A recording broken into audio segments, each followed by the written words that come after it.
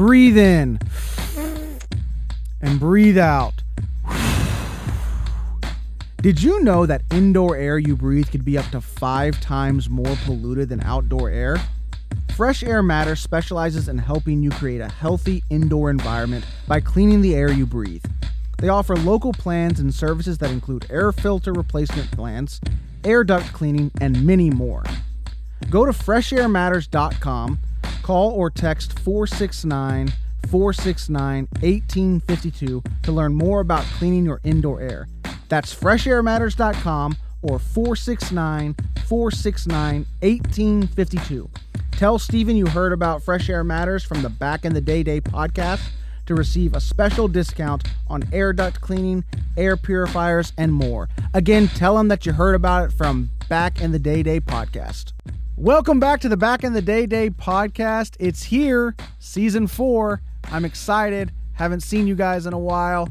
We got a new location, and starting off the new season is the hilarious comedian CJ Starr. You've seen CJ on Hulu, you've seen him on Fox for Laughs, and you've seen him touring all over the country. CJ and I have a great conversation talking about growing up in Detroit, then moving to Texas, then having a football coach, moving him to Kansas, and just great stories about how he got started in comedy, and of course, his Back in the Day story. Hope you guys enjoy this episode. Hey, are you talking about back in the day? Nah, man. I'm talking about back in the day. Back in the day. Back in the day.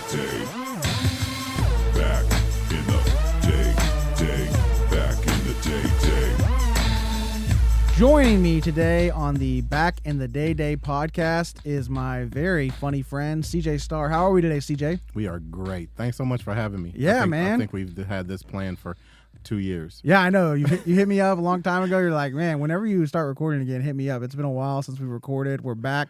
Things might look a little bit different to you guys because we've changed our location, but we're here. CJ brought some of his merch. CJ's always got his merch. That's what I like about you. Wear your merch, man. If you don't wear your merch, why sell it? Why would you think that other people would wear your crap? Hey, man. Okay, I saw something on your social this past week. Did you open for Chappelle? No. Okay. I opened for Chappelle. Okay. Talk to me about that. So what it was the University of Texas has a club that's rich as shit. Can I cuss? Yeah, you can cuss. And they paid me like a G to come up and open for people that are going to see Chappelle. Okay. So basically, it was right across the street from Moody Center. They paid me as a private event. They wanted comedy before comedy.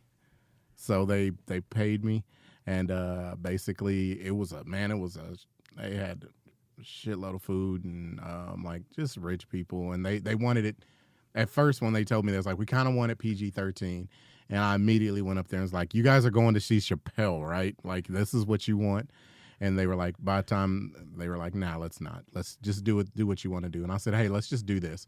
Raise your hand if I say something that you guys don't want to talk about right now, and we'll move to a different subject. They had a blast. It was fun. And actually, they offered to take me to the show, and I was like, nah, I'm ready to go home. They were like, you can come with us. Like, if you we're want. cool. Like, we're cool, but you kind of paid me. I don't want to hang. I'm not. You're not Mr. there to Drummond. hang out. Yeah. So you were at a spot that was across the street from where he was performing at, and it was like a pre-party type thing. So they were like, you were like I was like the appetizer for the Chappelle show. I like that. Yeah. So you were like the warm-up for the VIP. Were they like the VIPs, Yeah, essentially? definitely. Okay. These people did not have shitty-ass seats. I'm pretty sure they were close enough to touch him and all that. And I was like, it was so funny. I was telling them they could have their phones out. I was like, this is the only time you could have your phones out because you're going to get them confiscated tonight. How were they as a crowd? They were cool. They were real cool. And after the show, they came up to me. You know how comedy is. People come to you after the show. This one guy came up to me and goes, I have the real goat's information. I got the real goat from Peoria, Illinois. You know who I'm talking about, right? And I'm like, no. And he's like, you don't know who's from Peoria, Illinois? Do you guys know? No. Richard Pryor. I'm like, so we're supposed to know his hometown. yeah. I was like, okay. We usually narrow it down and say Chicago, but okay. And he was like, yeah, I have all of his albums. I'm like, all right. Dude, isn't it funny the things that people will come to you and say to you after shows, like they're trying to relate somehow? I used to do, when I was in college, I did shows at Six Flags. Okay, like the comedy gunfight shows. Oh yeah, right. And so after the shows, this guy came up to me one day. He was like, "Hey man, I ride bulls." Did you slow clap to him like? It's like, I'm an actor, right? I'm not an actual cowboy. Here's the thing: the guys always come up and tell you the weirdest shit, and the ladies come up drunk as shit and try to get away with murder. I always say that. I was like, seriously, I got a new thing where I just tell people, I'm like, look, ladies, just because you warn me before you do something doesn't make it assault. Does not make it not assault. And they go, what? I go, all you bitches always come up to me and go, I'm a hugger, and immediately just grab me. And I'm like, I'm getting to the point now when you say you're a hugger, I'm going to say I'm a groper. You know what I'm saying? And see if you still want to hug me. It's just so weird. Like, yeah. That's what my wife goes. She goes, ladies always want to touch you, and the dudes always want to tell you a weird story. Yeah, they always want to give you some kind of fun fact or something. They're trying to relate so hey, hard. I got a joke for you, and you could use this. Yeah, you can use this one. You can use this one. Here's the corniest shit I'm ever. It's like, why are you telling me this? So you grew up in Detroit, correct? Yeah. So when did you leave for, like, tell me about, like, growing up in Detroit. Compare Detroit and Dallas. Here's the weird thing about it. Like, my dad, who I don't talk about a lot, he's from Dallas. And when I used to get in trouble in Detroit, my mom would be like, you're taking your ass to Dallas. And she'd send me there. And but my junior year, the end of my junior year, I was really good in sports. Okay. I was really good. And this was before the NIL deals and all that shit. And basically, I was really good in sports and terrible in school. And I was this thing called Prop 48, which means that your grades are just hideous. Like, you're going to graduate, but there's not an ACT or SAT score that's going to save me or get me go to college. So I had to go to a junior college. Okay. So how bad were your grades? Oh shit. I was hardly ever there anyway. Like, it was an open campus. Uh-huh. And like me and my homeboys be like, let's go see our girls who lived, 30 minutes away or something like that, and we just bounce. So there was no one checking like attendance or anything like that? Oh yeah, it got to the point now where, after, like, the problem was after football and basketball, because I didn't have shit to do. I wasn't running track or anything, and they were like, they brought me the guidance counselor and the principal's like, look, you've missed this many days of school. If you miss one more day of school, we're going to have to kick you out for 8 days. I was like, that's a little backwards. Yeah. It's like, so I got to miss more school because I missed school?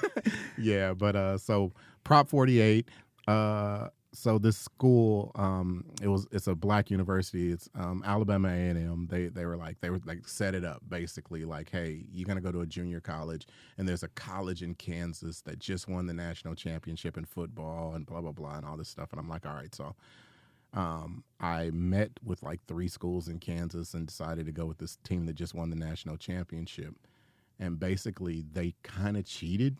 My senior year, they moved me to Kansas. So your senior year, you were in Kansas. Senior year, they moved me to Kansas, away from everybody that I knew and everything else like that. What was that like? What was it like living in Kansas after you've been in Detroit your entire life? It was a little different, but I got to pick the high school I got to go to, so it was kind of mellow. And my mother never seen a bill. My senior year. My whole senior year, my mother never seen a bill, and I just made it through my senior year by the skin of my teeth, and went to junior college for 2 years. What did you play in football? I played running back. Running back? Yeah, I was a lot smaller. A lot by the way. It was like 185, and I remember I got there, and there was, these guys were D1 material. Like, there was one guy there that looked like somebody's dad. I was like, are you here to drop your son off? He goes, no, I'm a freshman. I'm like, from where? And he's like, Florida. And he had gold tooth and everything. His name Terreno Singleton. I remember him. He ended up playing for the Raiders, by the way. Were these guys? So this is like Last Chance U type guys, basically. Yeah. So Last Chance U is in the conference of the school that I went to. So Independence Community College was in Coffeyville and all their conferences. So it's called the Jayhawk Conference. Which, of course, Kansas. So it was like, just imagine everybody that was good. Remember everybody that was good in a sport. But you weren't that good in school, so they sent them there. So like the coach was just going down the line, like, go ahead and give your stats. Like the guys that weren't, I was the 4th running back as a freshman, and you only stay for 2 years. So I was the 4th running back. We got number 1, Robbie Allen, number 1 leading rusher in Missouri history at that time. Okay, great. That's a good pedigree right there. Second, Terreno Singleton. The University of Miami sent him there. He's 6'3.5", 220, looking like somebody's dad. What did he do at Miami that made them send him there? No, he just did. His grades weren't good So enough. if you graduate from a junior college, you can go to basically Yale. Yeah, I mean, whatever. absolutely. Once you've gone to school for 1 year in college, they don't look at your high school transcripts anymore. Yeah, exactly. So, and he didn't go to class. Nobody went to class in junior college, by the way. It was hilarious. Like, Robbie Allen was illiterate as fuck. Like, he couldn't, like, he brought a letter to me from his girlfriend to read to him. That's how bad he was. Man. So we got those two in front of me, and we had this other guy in front of me, and I can't, he was a beast as well. And then there was me. That was like 185, and they told me I wasn't going to touch the ball till I got to 200. It was just weird, but. So did any of those guys go play D1 after that? Yeah. So like they won the national championship before we got there, so they were undefeated. So my freshman year we lost 2. We lost the first game immediately. But I was just on kick return. I probably ran the ball maybe 12 times the whole year. I played kickoff return and all that because I had beast in front of me, But some of the guys there, the third guy, I don't know who it is. Joe Aska, he played for the Oakland Raiders. Like, great. I mean, I'm just like these guys, and then it was me. Well, but Mom didn't have a bill though, right? Yeah, exactly. Not a single bill that year. Did you play sophomore year? Did you get sophomore year? Sophomore? I quit. I quit football altogether. I wanted to concentrate on basketball. I was in love with basketball, but I was a much better football player. So they had you there playing both. They had me there playing both, but they were like, you could only play. They like, we could only put you under one scholarship. Yeah. So they put me under football, and that paid for books and tuition, and to pay for my dorms, I had a job to help clean the stadium. We didn't have a stadium. So yeah, that was like, man, you're gonna get them sanctioned right now? Like no, they're gonna come back. It's so past on the time now. They come back. It's like we vacated our. What year was this? Like our wins from 1991. Yeah, like we're taking away the Jayhawk Conference Championship. Yeah, take away that. Yeah. So you get done with Kansas. When did you move out to Dallas? Met my wife. About after Pitt State, met my wife with Pittsburgh State. That's a high school. I mean, it's still Kansas. Met my wife. Well, she and we just moved from that small town to Topeka, and I stayed there. Then probably like early 2000, like between 2008 and 2009 or whatever. I got tired of Kansas, and I was like, we got to go. So either we're going back to Detroit or we're doing something. And tell you the truth, we just took a dart, threw it at the map, and it landed in Corpus Christi, Texas. And so you moved to Corpus? Moved to Corpus for a year. Is Corpus where you got started in comedy? Yep. Okay. So what club were you doing in Corpus to get started? Before, let's see, it was owned by the Mexican Mafia. Probably shouldn't have said that. No, I'm just kidding. It was at the mall in Corpus. It was called Crazy Times. Okay. Crazy Times Comedy Club. It was on. And I remember I was working for Schwann's. You guys know what Schwann's is? Yeah. The ice cream guy. I was a Schwancho there, and Swancho. I said I gotta do something else. I said I really want to get into comedy, and so I seen that they had an open mic, and I wrote one joke, a dick joke, and I thought I was the shit. So, What was there like a specific reason why you wanted to get into comedy? Had you always thought? well, I mean, I'd always been funny. Were you the funny guy on the football team? Oh yeah, and I was a shit talker, and I was very quick on my head. You know, like people would say shit, and my mouth would get me in trouble. You know, I remember one time talking crazy to this one dude. His name was TT, Okay, TT. and his sister was named Mama, and then he had a twin sister named something else, and it was a double. And I said, "Did your mom just stutter?" And so I had to fight him. I got jumped by him and TT. It was TT and Mama jumped me. Wait, And, the mama jumped? the girl and the guy jumped me, and I got in trouble for going. You know, when I went home because I hit the girl too. Oh, okay. Yeah, my mom didn't play that. What grade were you in when you I might have fought been TT like and Mama? 6th or 7th grade. Something to get kicked out for 3 or 4 days. But yeah, it was hilarious. But right then, I knew I had a slick mouth. I knew that I either had to make people laugh or learn how to fight. Were fights at your school a big deal? I remember if a fight happened at my school, like it was talked about for like 3 days. Oh, yeah. and it got you like, man, and within minutes everyone knew that so and so got in a fight with so and so. It's like it spread like a wildfire. Yeah, you don't want anybody to know, like the adults, but like I remember the bus. Like I was the third bus stop. And I was like, well, you know, we just fight when we get off the bus, you know, so we don't get kicked off the bus. All right, then. And my boy is like massaging me. Yeah, bro, you know you're going to have to fight the whole family. You know what I'm saying? I'm like, no, man, I got it. I got this. I got this. And as the bus stopped at the first stop, nobody got off. And the bus driver's like, okay. She went to the second bus stop. Nobody got off. And then the third one, everybody gets off at that bus stop. And I'm like the last one. I'm like Mike Tyson, like, yeah, I'm about to go do this and do that. And I figured if I grabbed her,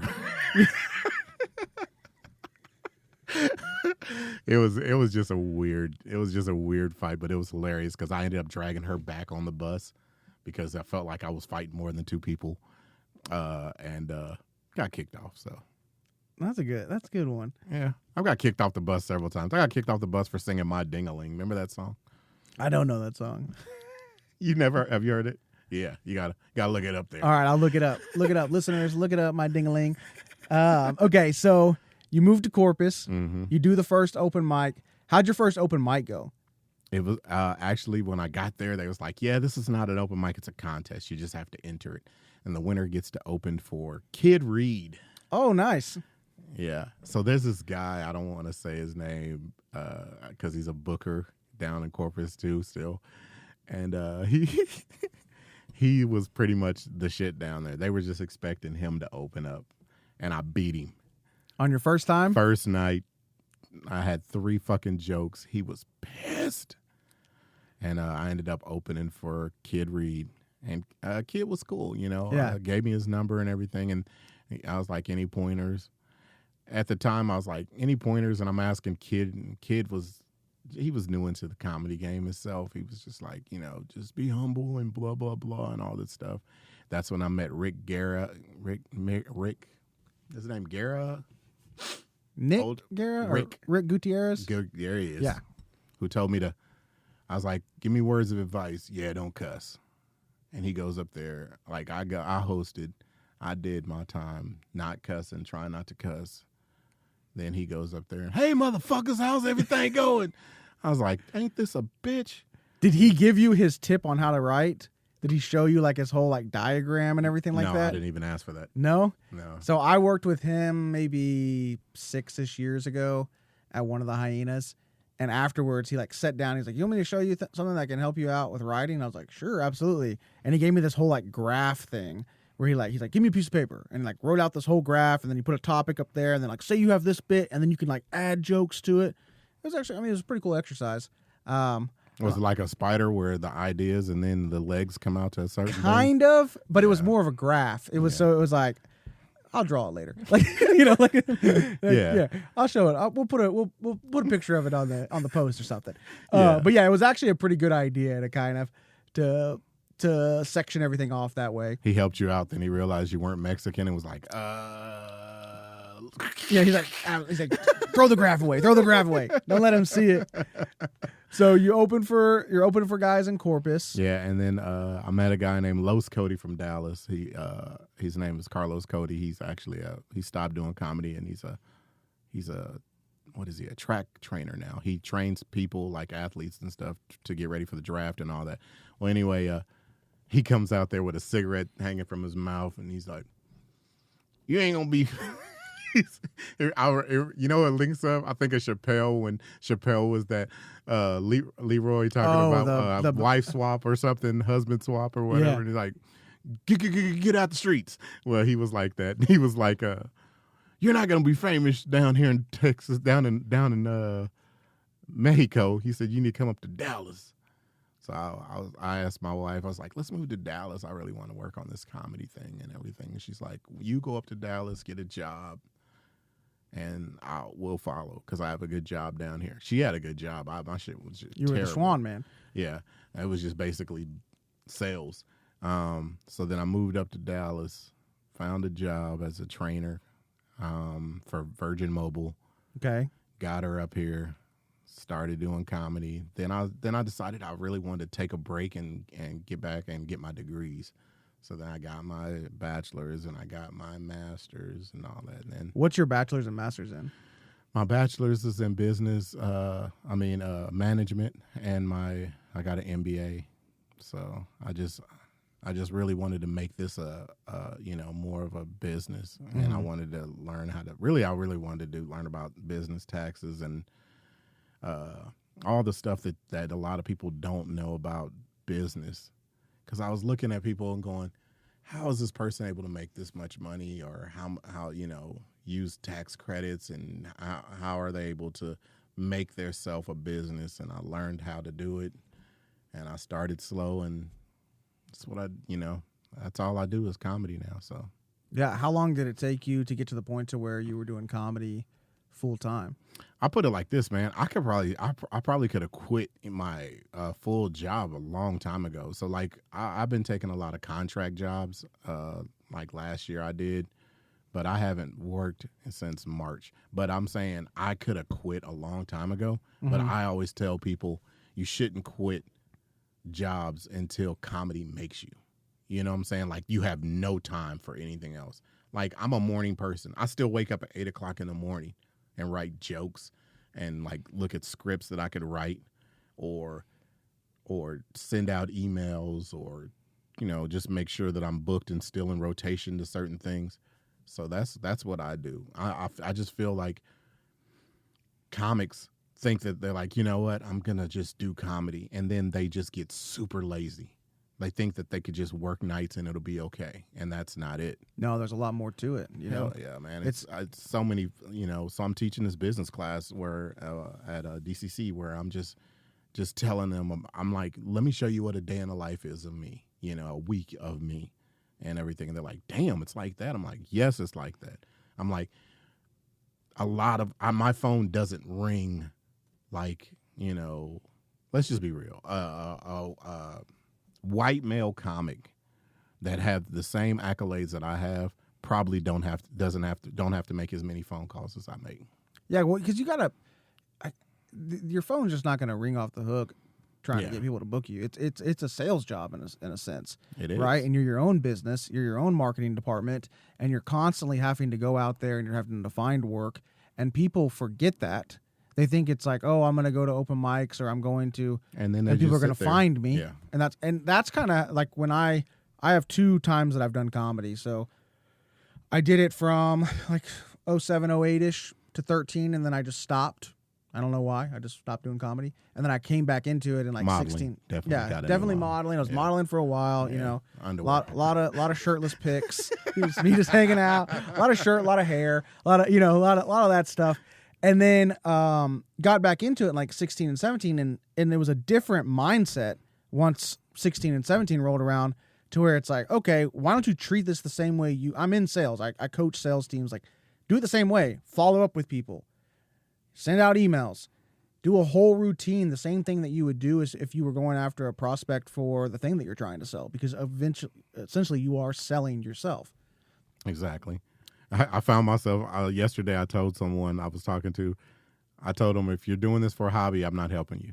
Like, people were like, hey man, do you think you could let me know if somebody is if there's this room I can go to in Chicago? And I'm like, if this is just a hobby for you, bro, I can't help you. I mean, like, I need to help people that this is their life. Like, I've heard people say, well, they, in the same breath they say they're a comic, the other breath is, well, my main thing is to, I work for such and such and such. If that's your main thing, I understand that you're supposed to have a day job, and I'm not knocking that. But when you put the words in your mouth that this is a hobby, or this is, I need to, like, I got a comic that always says, I'm going to take a break. I'm like, why? Why are you going to take a break? And he goes, well, because I'm like, do you still go on vacations with your family? Do you still do this? Do you still do that? Why do you need to take a break? Yeah. There's no need to take a break. Just say that you're going to go on vacation for a week. Don't say I'm taking a break. Because if you say you're taking a break, I'm not going to book you. I don't need a feature that's doing this shit for fun. One of the most common reasons for poor indoor air quality and HVAC malfunction is restricted airflow and poor air circulation caused by the failure to replace the air filters. When was the last time you replaced your air filters? Do you own rental property? Are you tired of climbing into your attic to replace your air filters? With Fresh Air Matters air filter replacement plans, you won't have to worry about replacing your air filters again. They provide the filters, they replace them for you, and they clean your return vents on the same day, same time, every 30 to 90 days. Go to freshairmatters.com or contact Steven at 469-469-1852 to schedule your air filter replacements plan or any other local IAQ services. Yeah, well, and if you're taking a break, like, then you get into that mindset that I'm taking a break. It's like, it's the same mindset of, like, I go on like 3 diets a year, and I'm like hardcore, like going on this diet, like doing really well. It's the same, but then when you break that diet, you're like, oh, I'll start on Tuesday. I'll go back on Tuesday.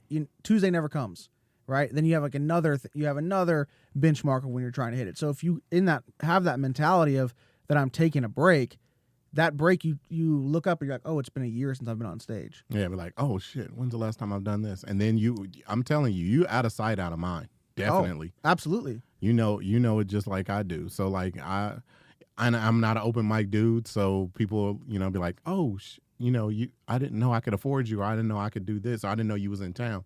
I'm like, just because I don't go to open mics, that doesn't make any sense. Yeah, I'm in town right now. Like, hit me up. Like, I'm here, right? Exactly. I'm out of the DFW. I'm here.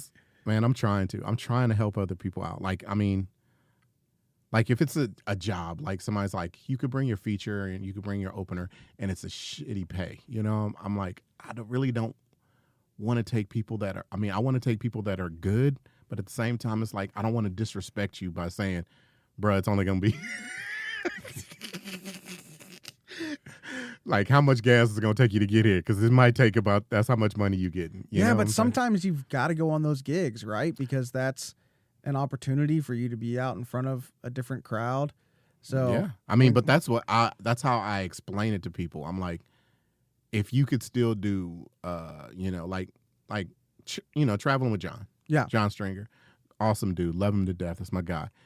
Like, he's like, if it don't make dollars, it don't make sense. Like, he's like, I don't want to give you this because it's not that much money. I'm like, but no, it's putting me in front of somebody with the opportunity that one day I can come back as the headliner. Yeah. Or something like that. If it's on that level, by all means. But if it's, where was we at? I was at Terrell at the. I did that show at the film. But you know what? Alley. It's really getting better. Yeah. I heard from what you guys did it, and then Fonzo, my boy Fonzo, when he did it, when they didn't have this, the sound was messed up. Like, when I went last week, they had a stage, they had lights, they had a backdrop, they had mics, they had sound check, They did it in a private room, the little bowling alley thing. Yeah. I did it in that same room Yeah. too. It was very it's definitely Intimate. has some really good potential to it. Yes. If they can get a crowd. I think the issue when I did it is that it was like at 10 o'clock at night. Oh, so they moved it up now. Yeah. So it's at 8, even though like the what's now artwork said 10. I was like, yeah, 10. No, I'm not being on the streets in Terrell, Texas at 10 o'clock. Just because you have a Buc-ee's doesn't make it safe. Yeah, it's but those types of rooms are fun to do. I mean, you cut your teeth on that. Yeah, and it, like I was telling, I brought Alex Barrios, you know her, Yeah. and I brought this guy named Teddy that took my class. I said I'm gonna take somebody that was in my class, and it was not a lot of money, but it was a chance for him to open. And I told him, I'm like, see, and not everything's gonna be the improv, because he did a guest spot for Raj one time, and he thought that everything was gonna be like the improv, like people are just gonna show up and it's just gonna be there for comedy. I'm like, yeah. You need to go to a fucking bar, buddy. And they're ready to laugh and they're ready to give you your attention. And that's what people don't like. For people that are listening to this show, like there really is a major difference between a crowd that's at a bar show and at a comedy club show. I mean, you can do the same joke at a comedy club and get an applause break, and you do that next joke at a bar show, and people just look at me like, "Oh, that was kind of funny." So, who shots for everybody? Yeah. Shots. Yeah, I mean, I understand, especially like I said, Friday night, they've been at work all week and everything. That's why Saturday shows are so much better, because they've at least been home to be relaxed and be tamed, and they know they're coming out to do that. Not everything is Fort Worth Hyenas. Yeah, where Fort you're Worth a rock Hyenas. star. Fort Worth Hyenas makes everybody want to quit their job immediately. I haven't seen one person come out there and be like, you know what? It was a shitty crowd tonight. And I'm just like, no, quit your job, buddy. Did you work Fort Worth Hyenas ever when it was on Houston Street? Is that down in the basement? Yes. Yes. Me and Kristen Key. So I don't know when they moved to the spot they're at now. So then they moved to that spot over there. But remember, when they moved to that spot, it was still like a country bar on one side. It was like Then they had a red room that goes into the main room on the left-hand side. Yeah, and then there was a country bar, and there might have been like a top 40 music. It was like a couple of things. And there might have been a karaoke bar too, if I remember correctly. Every time I remember coming out from the second show, and you go over there and it looks like Roadhouse. Like they're cleaning up broken glass and shit. Like when it was at the old spot, you felt like a rock star. Downstairs? Because I think, and I might be misremembering this because it's been some years, but I want to say that they had the audience, the audience mic'd. Like the crowd itself had mics that were hanging down. So when you got laughs, it was like electric. it seemed like right when you walked down, you were in the showroom. Like it was just weird. You remember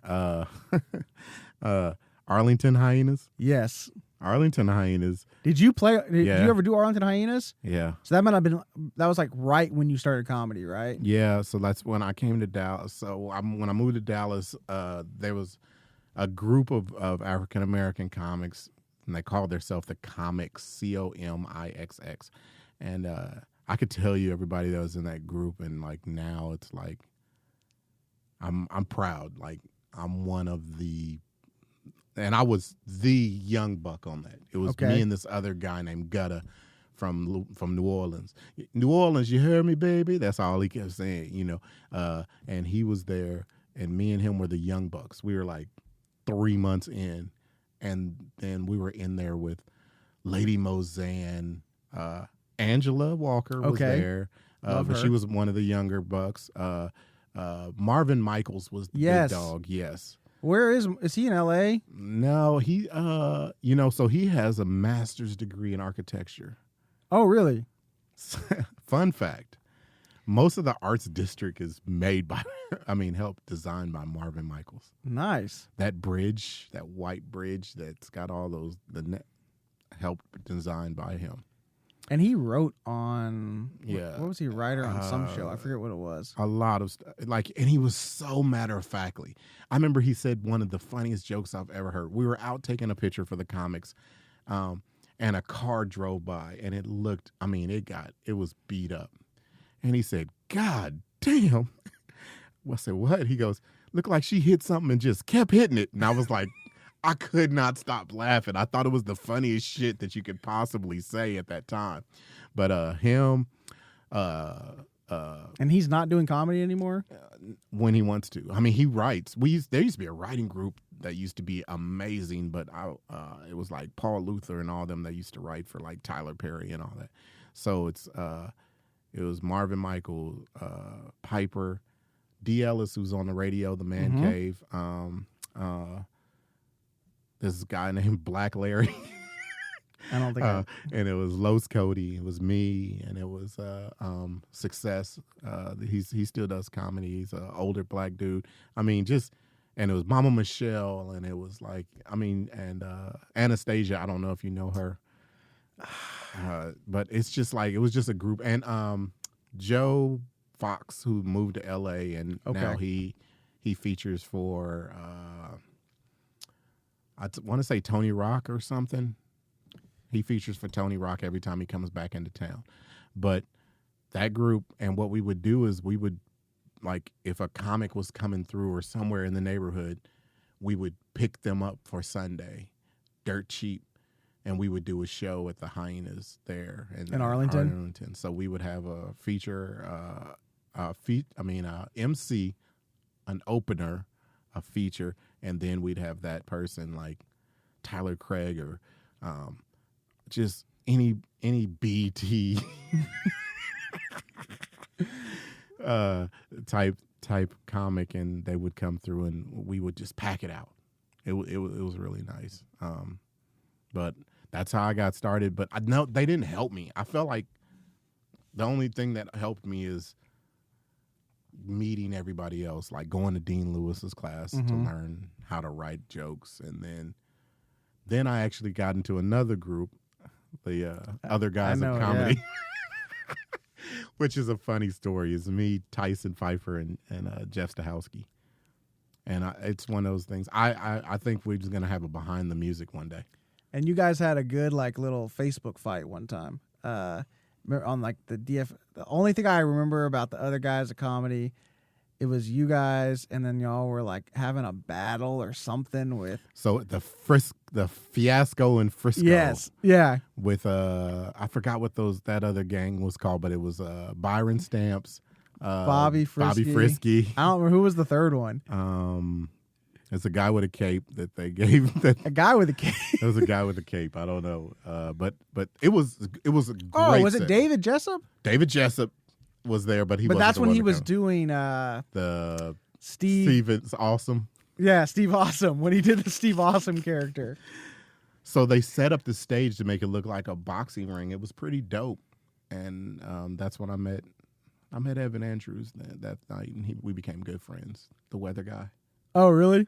Yeah, he's pretty Was cool. He Fox 4? Yeah, he's still Fox 4. I think I'm gonna see him in 2 weeks. He's coming to the Tower Club. We're doing comedy there. That's funny, man. Yeah, so I remember that was like there was like a post on the DFW comedians page on Facebook about that, and like there was like hundreds of comments. And I remember like I don't remember the content, but I just remember that being a thing. So then you go from the Other Guys of Comedy to I think I started doing like was it the Taste of the Island? I started doing a Friday night show there, and then I think I had like second. The last time the funniest comic in Texas was really worth something. Was when Tone Bell and freaking Justin Foster was still here, and AG, of course, Mark AG, and like who won it that year? I think I want to say Flo Hernandez won it that year. Okay, it was like the second or third year. Yeah, well, they made him go into like overtime and do a couple more jokes, and Flo had really did, but Flo had burned so many bridges that they really didn't want to give it to him, but he killed. There's no denying it, and the reason why I say that was probably the last year that it was worth something is because Randy from Hyenas came to the Improv. Yeah, and he was one of the judges. Yeah. And then you got the judge from Improv, and you got the judges from all the other clubs sitting there, and they judged it. Fuck stacking the crowd, doing all that other shit. Yeah, so I think like the first year they did it to where the crowd voted, maybe just in the first round. Mm-hmm. And then the semifinals, I don't know who judged that. And then, like, you're right, yeah, the finals was I thought it was pretty dope. That's when I walked up to Randy. It's like, hey, man, I've been emailing you. My name, I'm CJ Starr. And he was like, yeah, he's like, all right, all man. right. Yeah. Yeah, he didn't fucking care. And I think a year later, he started booking me as the opener. You go at Randy's time. Man, we did we did like the first year, my semifinal round was me, Tone, Mark Agee, Paul, Justin Foster, and Dave Little. Okay. And I was like, and I think I was like 8 months in or something, and it was just like all these guys have like, well, Tone was like only 8 months in too, but then he turned into Tone. So it was like a different, here's my story of Tone. So it was one round that Tone was going to be in it, and he was in my round. He was in my bracket, because they put the pictures in a circle, in a square. And I seen him at the mall, and I was like, holy shit, it's Tone Bell. I never talked to him. I walk up to him, I'm like, hey, Tone, I'm a comedian, man. I'm CJ Starr. And he's like, yeah. I was like, I'm in the contest with you tonight. And he looked at me up and down and was like, yeah, you're going to lose. And walked away. And I was like, what a fucking dick. And then a year later, I'm doing a podcast, and he of course, he's like, yeah, no problem. I'll do it. And I was like, yeah, motherfucker, I remember. And this is what you do. He's like, and he's like, I apologize. He goes, man, that was my psych out. That was my way to psych you out. He's like, I do apologize if that was the first time that we ever met and blah, blah, blah. Good dude, man. yeah, that's funny. Yeah, it's just so funny that, and it's funny. I got that podcast, like it's recorded, and I'm asking him questions and shit. Like, how does it feel to be in LA and not being as funny as me? Like, and he's like, it's hard. It's really hard. Yeah. So, I mean, he's a funny dude. Yeah, he's on the, actually, what's it called?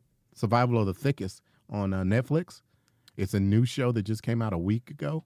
Him and Osama bin Laden. Osama bin Laden, whatever. Osama Siddiqui? Yeah. He's in it. Is he in it too? He's in it as an 18-year-old guy that gets a hard on from rubbing up against a girl. It's hilarious. That's hilarious. I'll have to check that out. But Tone is a really good character in it. Super dope. He's a great actor, man. He's a great actor. AG is probably one of the best writers I've probably ever seen. And it just seemed like they had more fun. Like AG had more fun writing than to actually performing. You know what I'm saying? Yeah, there's a lot of good people that have came from Dallas. Yeah. Yeah. I mean, and it's funny because some people left before. Like, there's this guy named Marcus. He says, my name is Marcus. Uh-huh. I remember when he was leaving to go, he says, I'm going to LA. And I was like, why? You're not shit here. And he goes, exactly. He's like, exactly. Like, I'm not shit here. So it's not like I'm starting over. Same with Osama. He's like, I'm going to leave before I'm something. I mean, and what's the use of getting built up? Like, so he's actually doing stuff, in New York. So it's just a different, I mean, everyone has different paths they have to go, Yeah. Whichever way you want to do it. And especially if you're young and you don't have any like responsibilities. Yeah. Move or do whatever. That's cool. If that's like, I know I always look at people and I try not to be like, definitely try not to be jealous. I mean, I love everybody's success that they're doing, but comedy is so subjective. You know what I'm saying? Like, if you look at your comedy, you're like, I'm up there. My comedy is very witty. It's there. I should be here. And then you see someone else get boosted up and you're like, I don't think they was ready, and you're like, So I feel like the same way you're saying, everybody has a path. Yeah. Man, treat everybody nice on the way up. Because I'm telling you, you just never know. If you haven't heard my Post Malone story, you got to know. Well, let's hear the Post Malone story then. We got to hear that then. You've never I've heard never one? heard your Post Malone story. Whether you suffer from allergy symptoms like sneezing, coughing, itchy eyes and throat, runny nose, asthma, more severe respiratory issues, or even cancer, poor indoor air quality has been directly linked to your overall health. Take control of the air you breathe today. Contact Steven at Fresh Air Matters for more information. Fresh Air Matters has everything you need to do to clean the indoor air you breathe. Go to freshairmatters.com/air purifiers and use my promo code PASVAR, that's PASVAR, at checkout to receive a special discount on all air purification products. Go to freshairmatters.com or call or text at 469-469-1852. That's freshairmatters.com at 469-469-8252. So I'm working for the University of Phoenix, and I got the Taste of the Island. I got open mic, and it's not just comedy. People are coming up singing and shit like that. Well, this lady comes to me and she goes, "You got an open mic, right?" I go, "Yeah." She goes, "So anybody could come up?"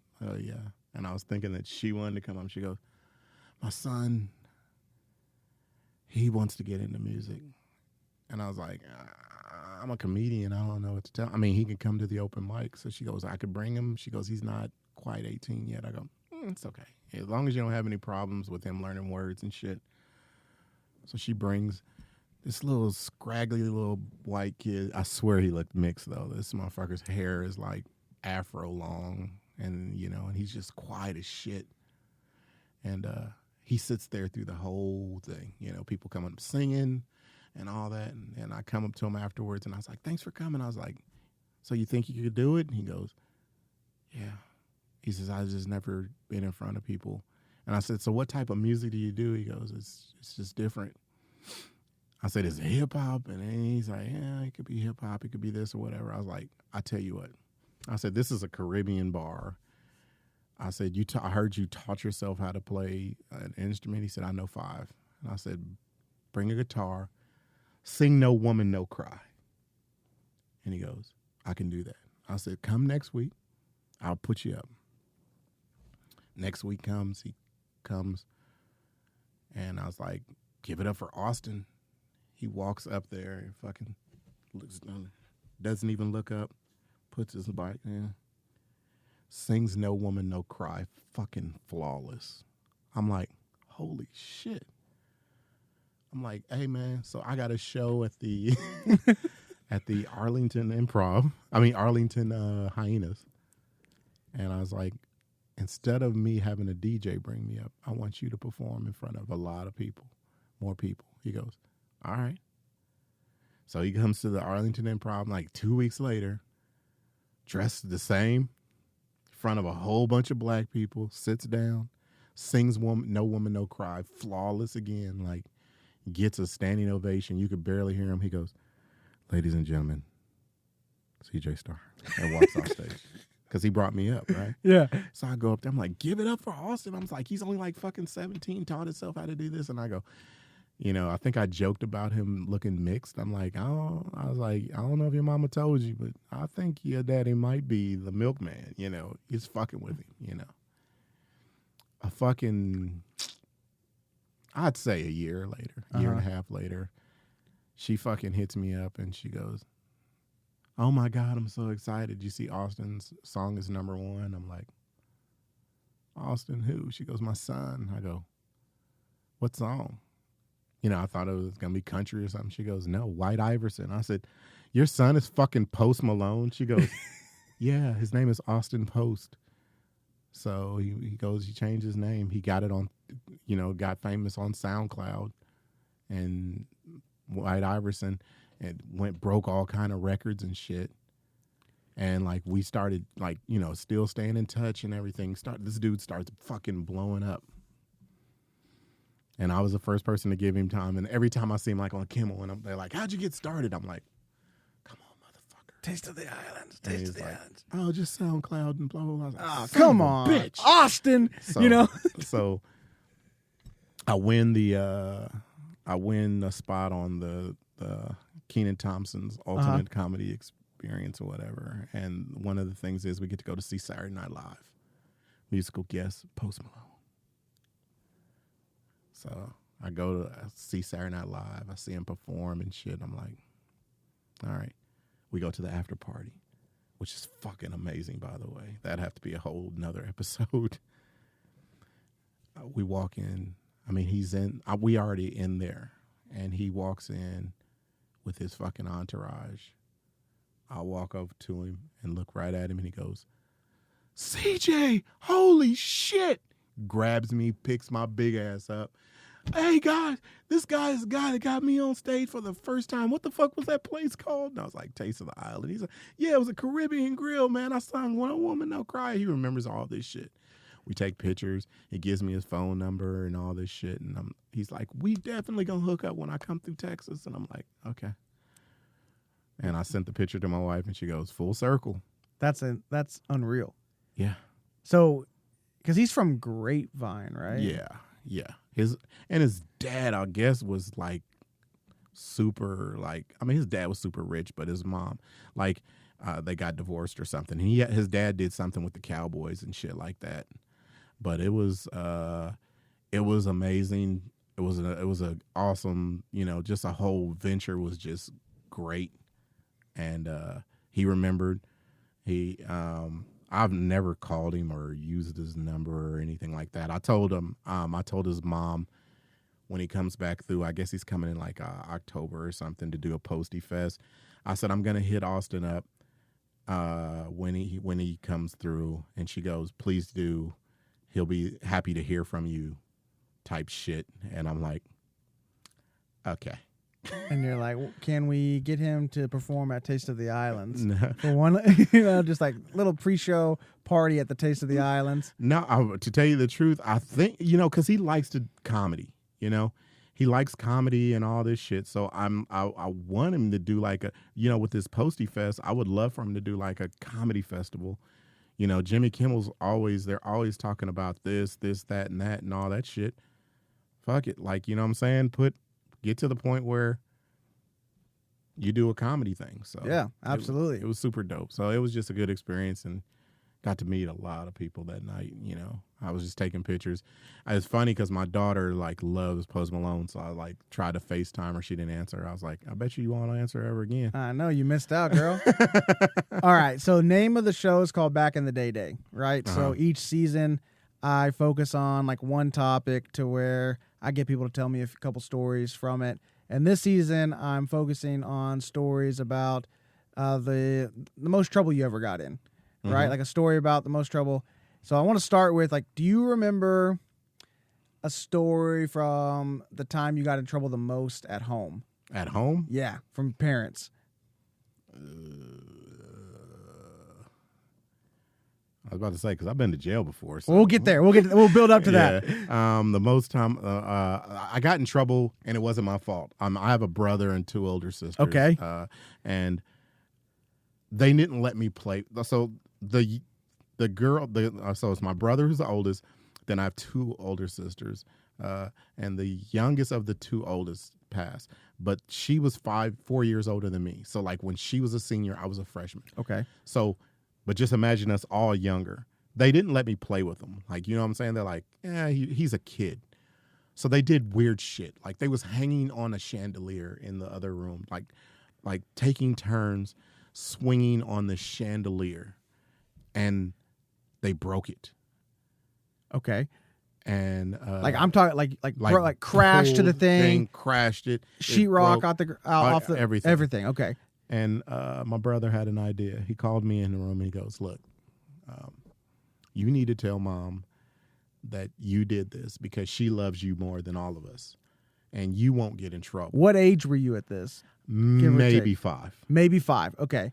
So you want their... Yeah, I want their 10. I mean, there wasn't, because my brother's almost 10, Yeah.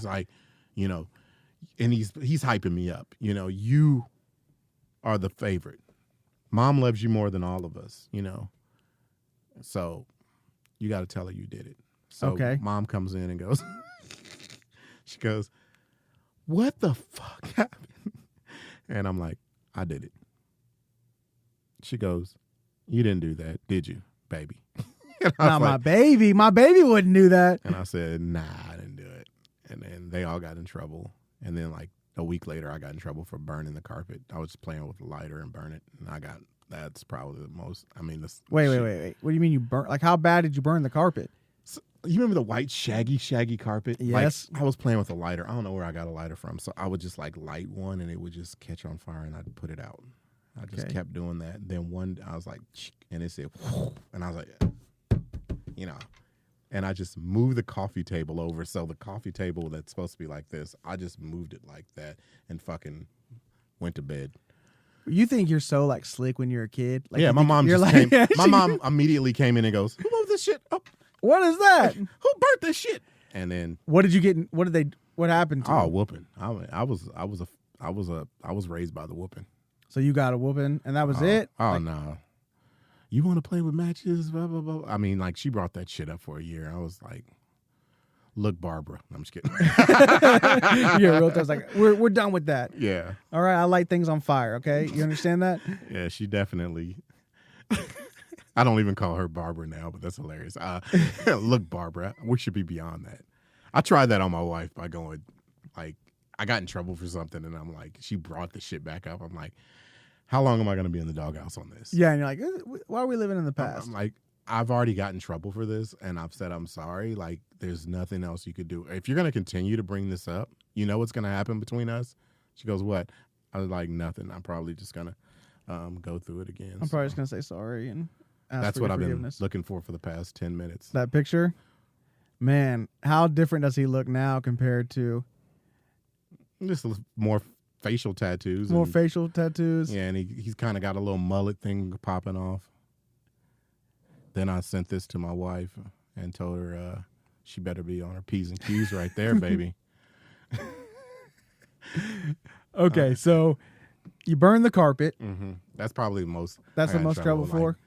Like as I got older, like whoopings weren't anything to me. Yeah. You can't take anything away from a poor kid because we didn't. It's like I had fucking PlayStation or anything. What do you remember the most trouble you ever got in at school?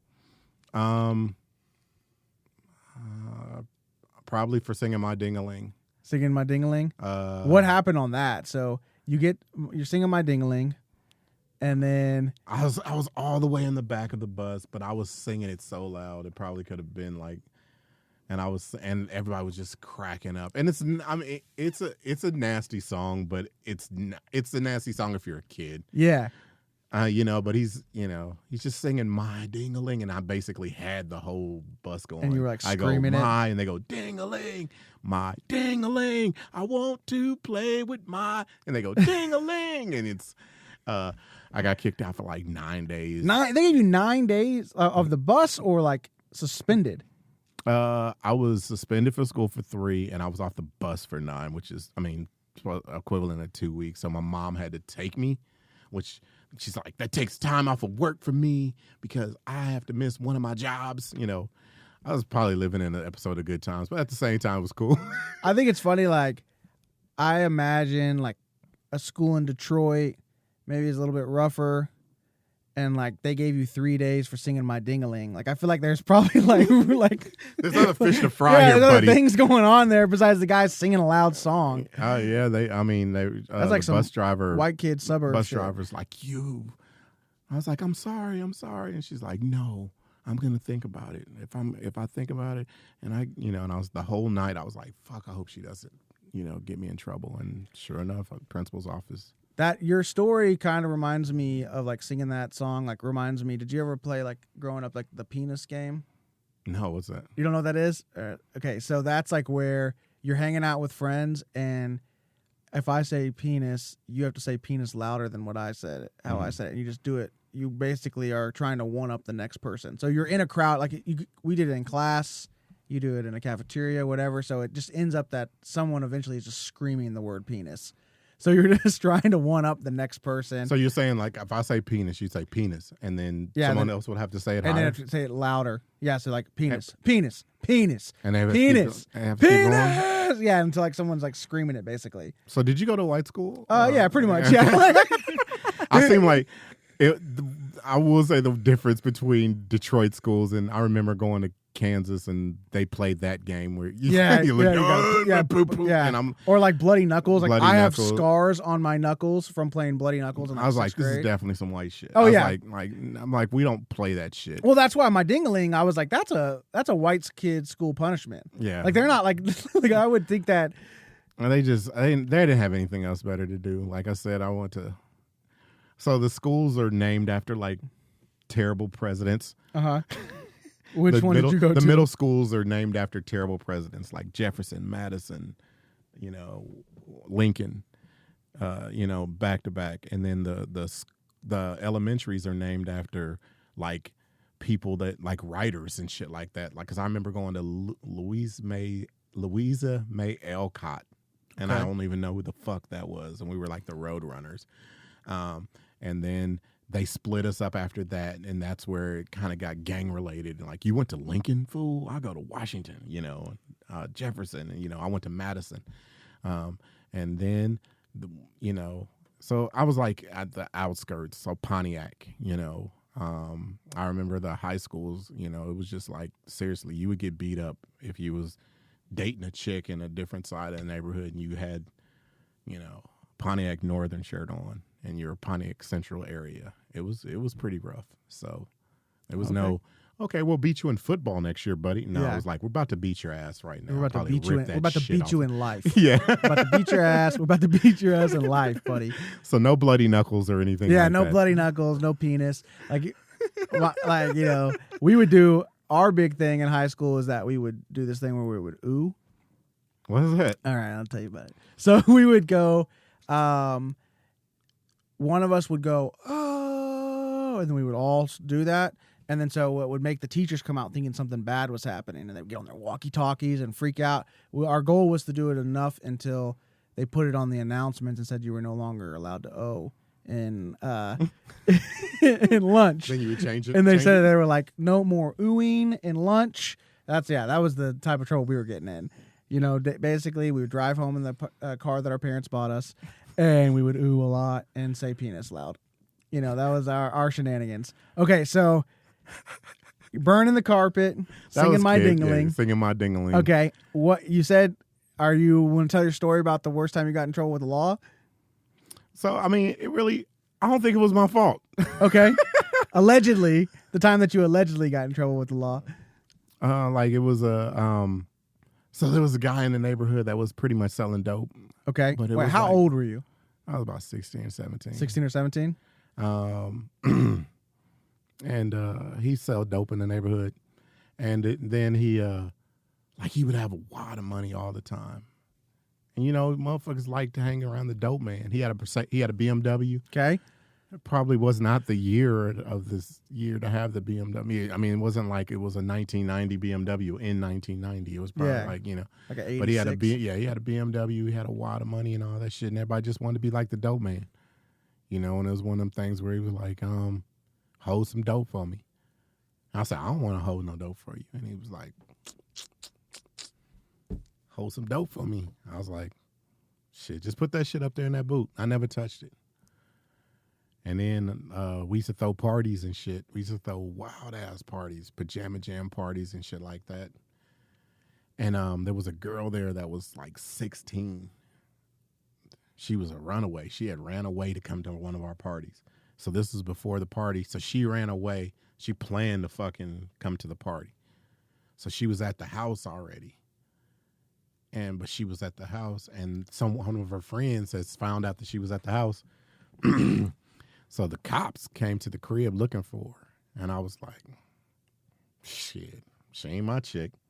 I was like, he's like, if she's here, just nod and let us go to the dining room to get her. And I'm like,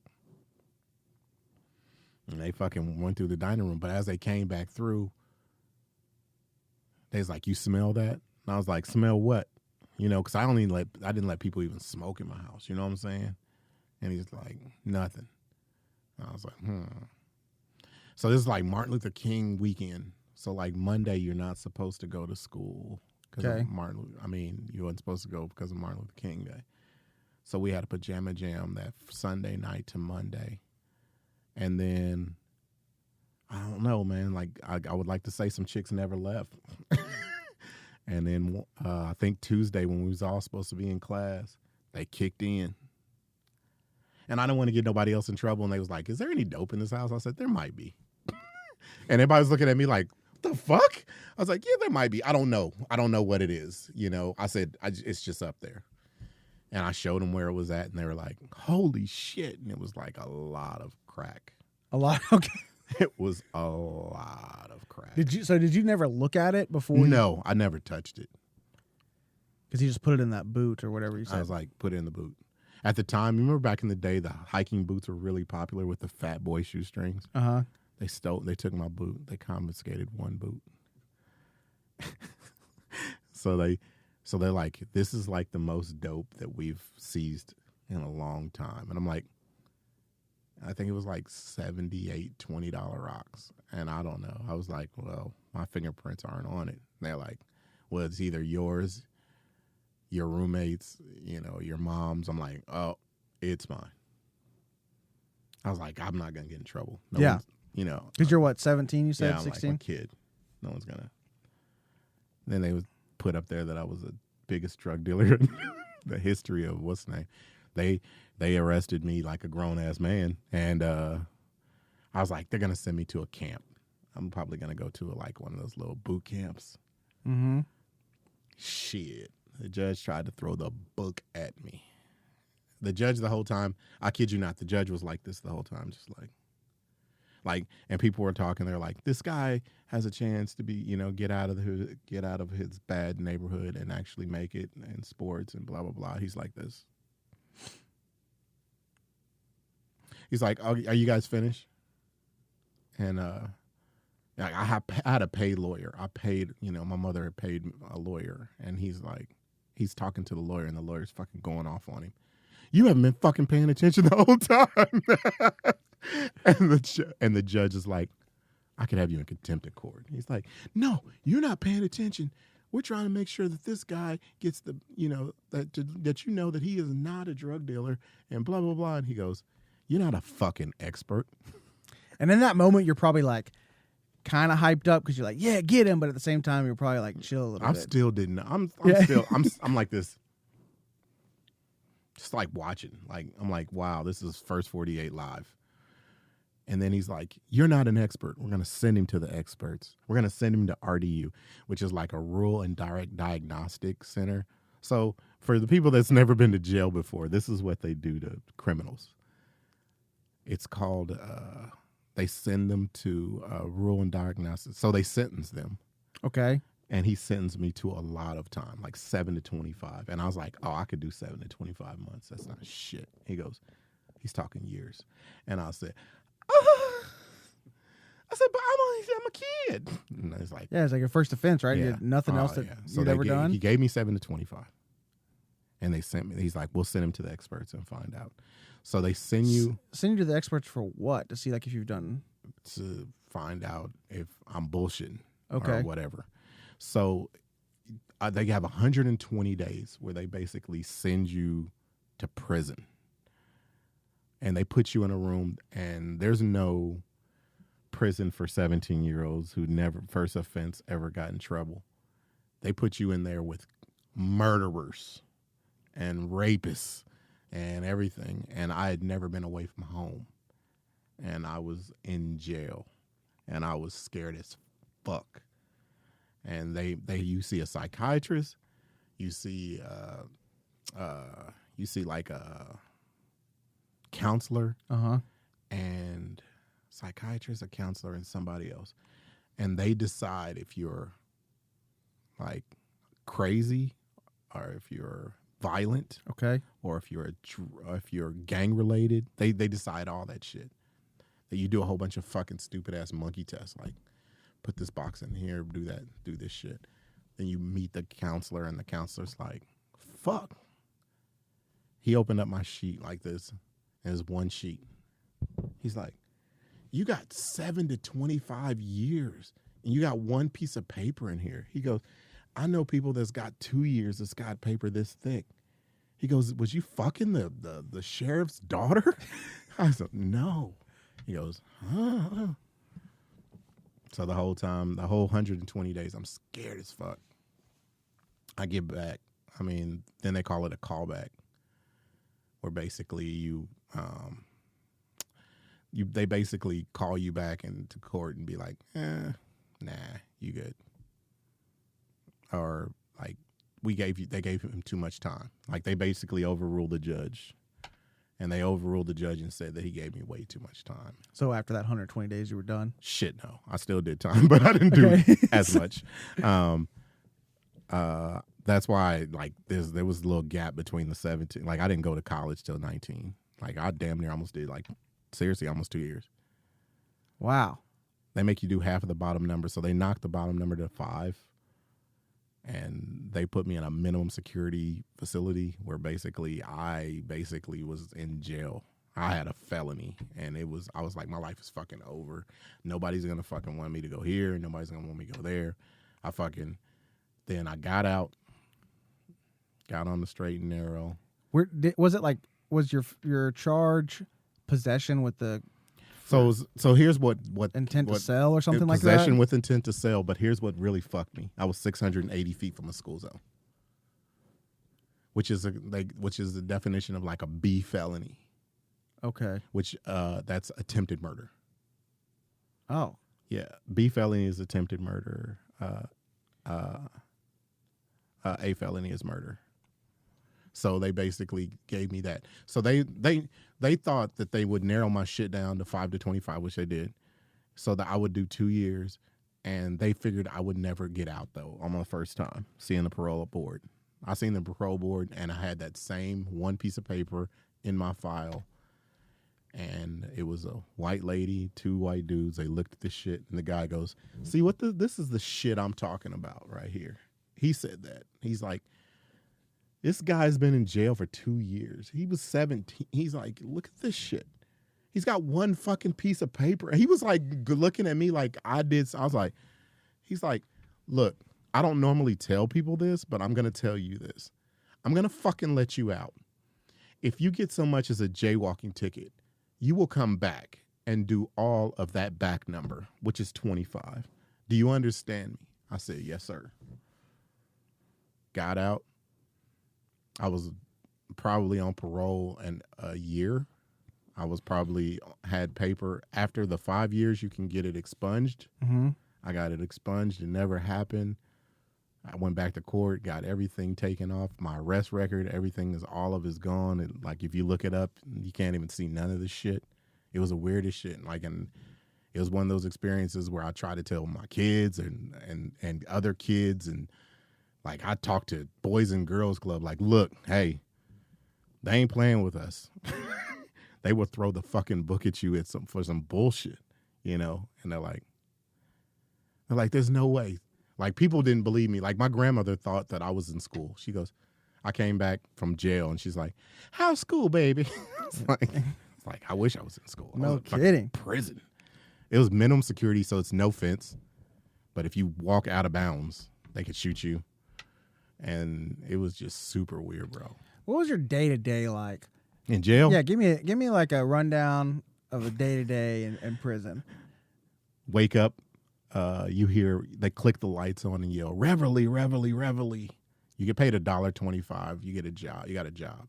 Okay, what was your job? My job, at first, since I was so fucking young, my job was like library, barber, shit like that. And then they don't let you be in the same facility for a long time because they figured that you could escape. Mm-hmm. So they moved me again, and I was outside. I learned how to plant trees and shit, like in like the state parks.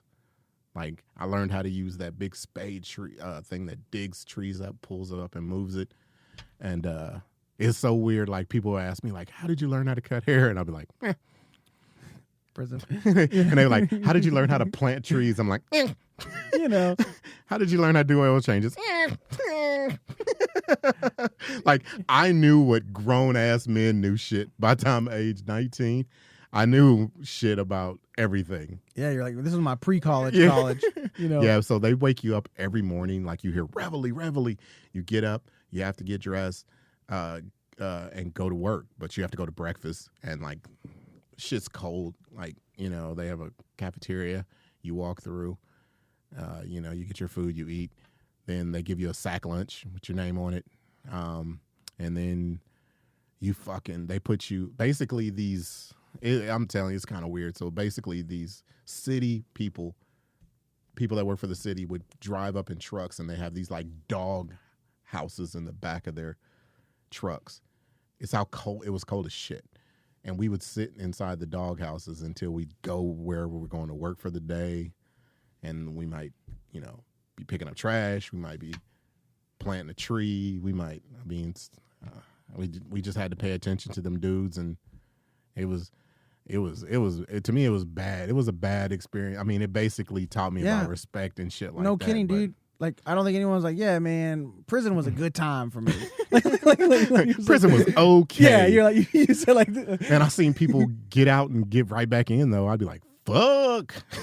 Yeah, you're like, no thanks. You know, it was fucking crazy. But I just remember leaving, and I was respectful the whole fucking time. And then like they closed the gate, and the guy and the guard who loved his job way too much is like, hey, don't come back. I'm like, fuck you. And I like fucking pulled my state issued pants off and fucking threw them at him. I was like, kiss my ass, suck my dick. I've been wanting to say that the whole fucking time I was there, you know? And I get in the car and drive off. And you're like, never going back to that place again. Never, ever, ever even seen handcuffs or anything. There you go. And I ran up out of that bitch. Well, CJ, this was a lot of fun, man. I appreciate you coming on. He's going to cut it up, and it's going to be like... It's only about that. I pulled my pants down. I said, fuck you. And that's the entire episode. Like, that's just... You know I used to fuck Post Malone, right? You're like what? Fuck you, Post Malone. That's all it is. It's all going to be like... And on the next show, where we ruin someone else's life. I had a good time, man. Yeah, dude. Where can people find you? Plug any shows you have coming up. Got the... Tower City, was that the Tower Club? City Comedy Club? Yeah, in I Paris? got that. No, the Tower Club here in Dallas. Oh, in Dallas. In 2 weeks, I'm gonna be on a boat this weekend. I actually in October I will be in October. I'm already skipping August and all that stuff. August I'll be in like Arkansas twice, Missouri, and all that stuff. You could catch me. Just find me on comedian CJ Starr at Instagram and all that stuff, and you'll get to see that I'm local and I'm out, out there in these streets. Sweet. Well, guys, make sure you follow CJ on Instagram. Hold on, Wayne. We're gonna be together. We're gonna be together in November. San Antonio in November. So yeah, I'm trying to get him some more work closer. So we're gonna. Make sure you check out CJ on Instagram, wherever. Check him out when he's in your city. You can follow me on Instagram at Michael Pasvar. You can find my dates on michaelpasvar.com. And we will see you next time. Bye now.